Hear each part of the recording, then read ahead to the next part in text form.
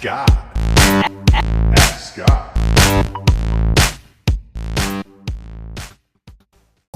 Hey, Scott, my name is Jason. First of all, thank you so much for your excellent podcast. I love everything you're doing here. It's a great show. You've heard all the compliments already, but yes, thank you again. Thank you very much. My question is regarding Amazon promotional offers. So I recently set up a money off offer in my Amazon seller account that allows my Amazon customers to save, for example, $5 when they buy 2 items of one of my listings. My question is, how much can I promote that offer within my listing? So I know Amazon adds a little snippet within the listing itself, kind of around the middle of the page, but I want to really make it prominent and obvious. So can I add secondary images to the listing that highlight and explain the promo? Can I add details about the promo in the bullets? And can I add details about the promo in the product description itself? So these are kind of Amazon terms of service questions. I've sort of scoured Amazon's terms of service points on about promo offers in these areas, and I haven't really seen anything that says that you cannot do this except obviously the main image of the product and the title of the product. So I'd love to hear your answer. Thanks in advance, and thank you for doing such a great show.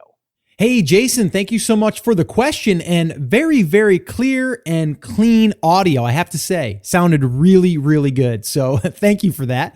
And just wanted to say thanks for being a listener. I'm glad that you're getting value. And I really glad that you're here today asking this question, because it's a good question. And I may have touched on it before, but we're talking about terms of service again here. And I don't think anyone knows 100%, and I don't know if Amazon does either, if they even know what the terms of service is, what it is today and what it is tomorrow. Yes, there is some print there, and they give you what they want you to abide by. But I have to say, a lot of times it's not that clear. Even like on their images, like they want the image, the main image, to be on a pure white background, but it also says that, very minimal amount of props. So what is a prop? A prop is a person, or it could be a hand, or it could be something that's holding up the item. So it's really unclear exactly what it is, but we kind of get an idea. And I think the same thing goes with, could you have some type of image, not the main image, secondary image that talked about a special offer? You probably could. I don't know if it's within the terms of service. I probably would say it's not. But if you ask 3 different people in the support department, one may say it's okay, one may say it's not, and the other might say, I don't know. So I'm not really sure, and I don't want to give you what I think you should do. Me personally, I have done it. I had one listing where they contacted me and said that they wanted me to remove it. And I had one that's been running for a very long time. And I think I even still have it there. I do have it there.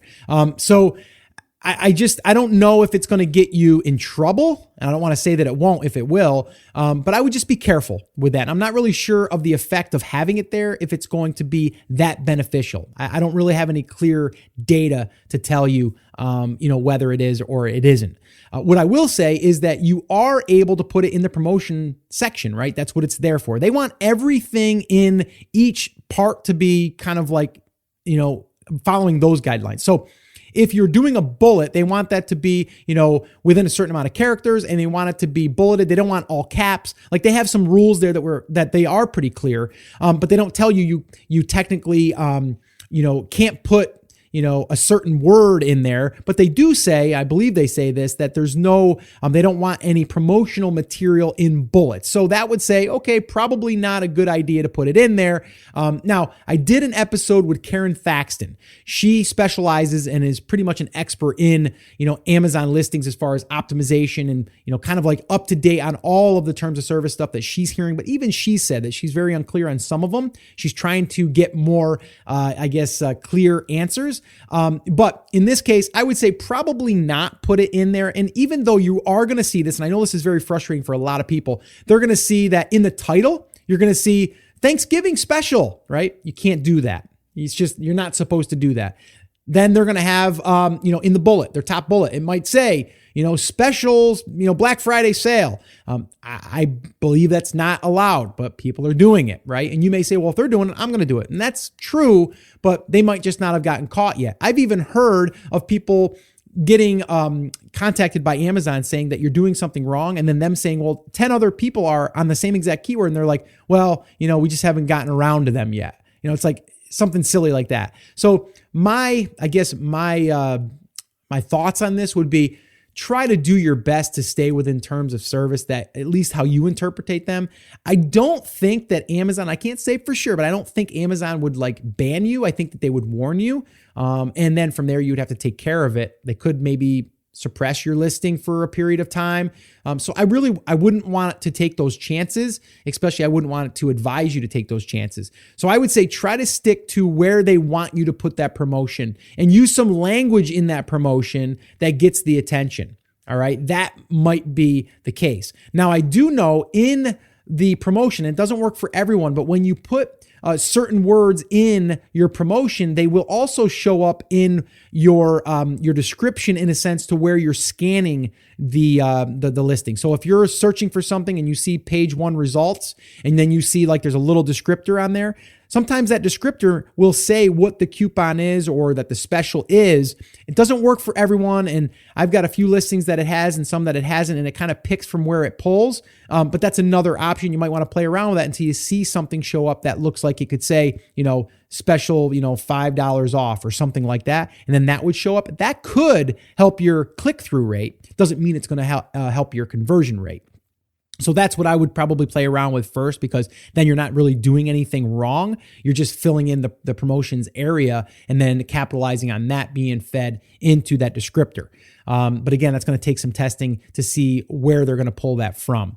And then as far as putting in your description, again, you can put something in your description that talks about your business and your offers and stuff. I'm not 100% sure if that's against their terms of service, but I would probably feel more safe there than I would in a bullet or in an image.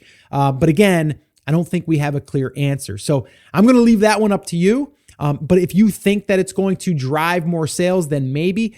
I think, honestly, if you stick to the promotion area and then make that call out, maybe add more than one too. I think that might be a strategy, because if you add more than one offer, then you'll see that it'll start to list them. It'll start to list them to where you see more than just the one offer. So you might have, buy 2, get this, buy 3, get this, buy 4, get this. So this way here you have different promotions running for different quantities. And then that way there, it'll also make the promotion area bigger because you're going to have more options. The other thing is, if you have more than one product, then when you start to self-feed those, that's going to also show, not in all categories, but it will show sometimes a buy now or a add to cart button inside of there. And then that will also draw attention to that. It'll draw the eyeballs there. So again, I know I didn't clearly come out and say, yes, do it. But what I want to say here is just be cautious, be aware, and kind of do what you feel is right.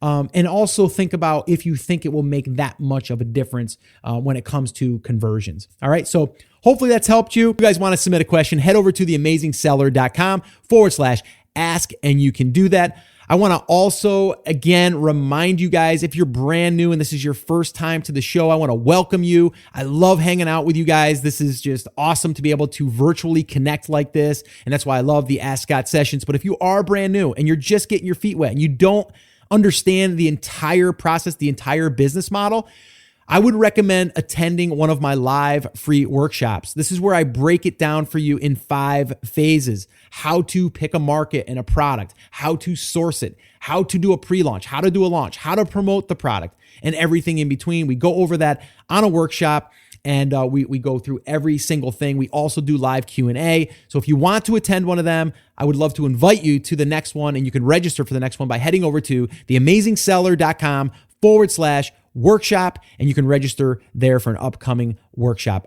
Well, hey there. Thank you so much for listening to that episode of Ask Scott. Now, that was just a highlight from one of our full episodes where I generally answer 3 to 4 questions on a podcast. if you want to go back and listen to all of the past archives of not just the Ask Scott session, but all of the full episodes where I do interviews with top Amazon sellers, people starting from scratch and building a business, if you want to listen to any of those episodes, head over to theamazingseller.com and you can find all of that over there. You can also find details there on how you can ask your own question and get it aired on an upcoming Ask Scott session and possibly see it here on YouTube or just on the podcast. All right, so definitely head over to theamazingseller.com. There's tons of resources over there for you to be able to build your e-commerce and Amazon business, so definitely go check that out. Now, I just wanted to remind you one thing before I let you go. There's a lot of information out there, and some of it is really, really good. What I want you to remember is you have to not just consume the information, you have to actually apply that information. So take this information that you learned here today and apply it to your business, and this way here you can get results. As my shirt says, I wear it almost daily. Take action. We'll see you guys